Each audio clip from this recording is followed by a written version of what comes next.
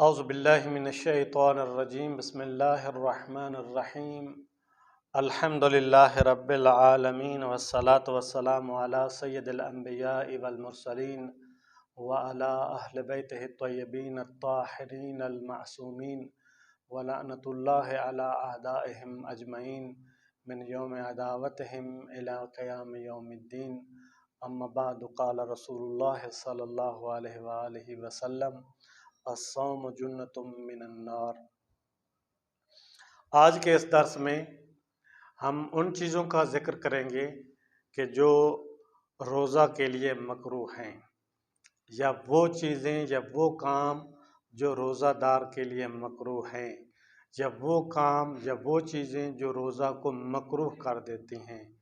یعنی ایسے امور یعنی مکروہ چیزیں جو ہوتی ہیں، ان سے انسان کا روزہ ٹوٹتا تو نہیں ہے، باطل نہیں ہوتا، لیکن ثواب میں بہت زیادہ کمی واقع ہو جاتی ہے۔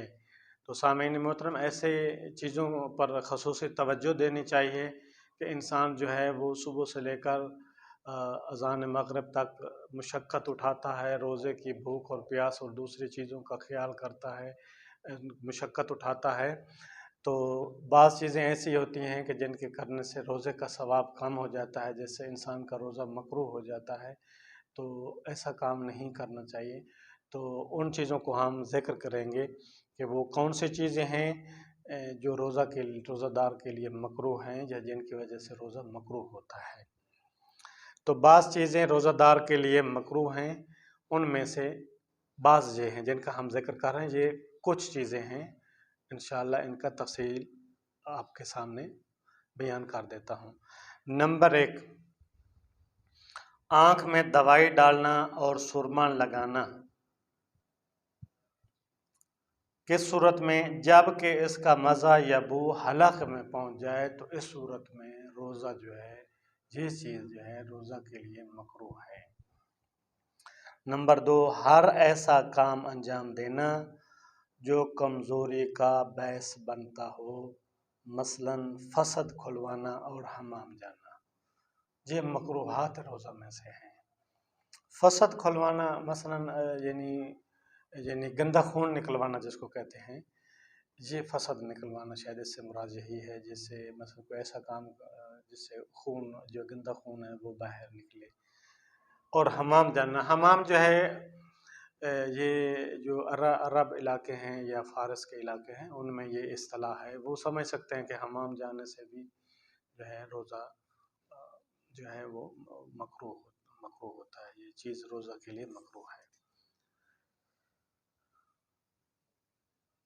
ناس کھینچنا بشرط یہ کہ یہ علم ہو کہ حلق تک پہنچ جائے گی۔ اگر یہ علم ہو کہ حلق تک پہنچے گی تو اس کا استعمال جائز نہیں ہے۔ ناس شاید جس کو ہم اپنی زبان میں نسوار کہتے ہیں، یہ خواتین عموماً رکھتی ہیں ناک میں، اس کو ناس کہتے ہیں شاید۔ تو اگر یہ حلق تک پہنچ جائے تو اس کا جو ہے بشرط یہ کہ یہ علم نہ ہو کہ حلق تک پہنچے گی، اگر یہ علم ہو کہ حلق تک پہنچے گی تو اس کا استعمال جائز نہیں ہے، یہ روزہ دار کے لیے مکروہ ہے۔ خوشبودار بوٹیوں یا گھاس وغیرہ کو، جو خوشبودار گھاس ہے یا بوٹیاں ہیں، ان کو سونگھنا جو ہے یہ روزہ دار کے لیے مکروہ ہے۔ عورت کا پانی میں بیٹھنا، روزہ دار عورت جو ہے وہ پانی میں بیٹھے تو اس کے لیے یہ مکروہ ہے، روزہ دار خاتون کے لیے۔ شیاف استعمال کرنا، یہ ایک اصطلاح ہے یا کسی چیز کا نام ہے، یعنی اس کا مطلب یہ ہے کہ کسی خشک چیز سے حقنہ لینا، یعنی کسی خشک چیز سے انیمہ کرنا، یہ بھی روزہ دار کے لیے مکروہ ہے۔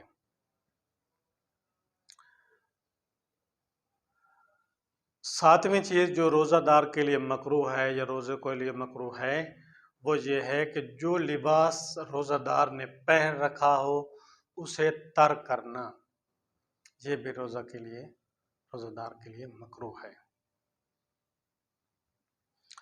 8ویں چیز جو مکروہ ہے وہ ہے دانت نکلوانا۔ روزہ کی حالت میں دانت نکلوانا یا ہر وہ کام کرنا جس کی وجہ سے منہ سے خون نکلے وہ مکروہ ہے۔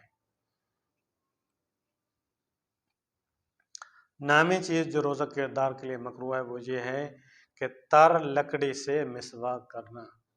خشک لکڑی سے اگر وہ مسواک کرتا ہے تو کوئی حرج نہیں ہے، لیکن اگر تر لکڑی سے مسواک کرے گا تو یہ روزہ دار کے لیے مکروہ ہے۔ نہ 10ویں چیز جو ہے بلا وجہ پانی یا کوئی اور سیال چیز یعنی مے چیز منہ میں ڈالنا، یہ روزہ دار کے لیے مکروہ ہے۔ لیکن وضو میں اگر وہ کلی وغیرہ کرتا ہے تو یہ اس کے لیے مکروہ نہیں ہے۔ کلی وغیرہ کرنا وضو میں مکروہ نہیں ہے شاید۔ بلا وجہ وہ کہہ رہے ہیں بغیر کسی وجہ کے اگر پانی یا کوئی دوسری چیز جو ہے وہ منہ میں ڈالے گا تو اس صورت میں وہ روزہ دار کے لیے مکروہ ہے۔ اور یہ بھی مکروہ ہے کہ منی خارج ہونے کے قصد کے بغیر انسان اپنی بیوی کا بوسہ لے، یعنی منی خارج ہونے کے قصد کے بغیر انسان اپنی بیوی کا بوسہ لے تو یہ بھی روزہ کے لیے مکروہ ہے، روزہ دار کے لیے مکروہ ہے۔ یا کوئی ایسا کام کرے جس سے شہوت ابھرتی ہو، اور اگر ایسا کرنا منی کے اخراج کے قصد سے ہو تو اس کا روزہ باطل ہو جاتا ہے۔ یعنی یہاں پہ دو چیزیں ہیں، ایک چیز یہ ہے مکروہ ہے کہ انسان منی کے خارج ہونے کے قصد کے بغیر بیوی کا بوسہ لے تو یہ مکروہ ہے، یا کوئی ایسا کام کرے جس سے انسان کی شہوت بیدار ہو جائے، ٹھیک ہے، لیکن اس میں منی خارج ہونے کا قصد نہ ہو تو یہ بھی مکروہ ہے۔ اور اگر اگلی جو مسئلے کی شک ہے وہ یہ ہے کہ اگر ایسا کرنا یعنی بیوی کا بوسہ لینا یا ایسا کام کرنا جیسے منی کہ ایسا کام کرے جس سے شہوت جو ہے وہ بیدار ہو اور اس کا قصد یہ ہو کہ اس سے منی خارج ہو جائے، یعنی منی کے خارج ہونے کے قصد سے دونوں کام کرے، بیوی کا بوسہ لے یا ایسا کام کرے جس سے شہوت بیدار ہو جائے، تو اس دو صورت میں اس صورت میں انسان کا روزہ باطل ہو جاتا ہے، روزہ دار کا روزہ باطل ہو جاتا ہے۔ وصلی اللہ علی محمد وآلہ الطیبین الطاہرین، اللہم صلی علی محمد وآل محمد۔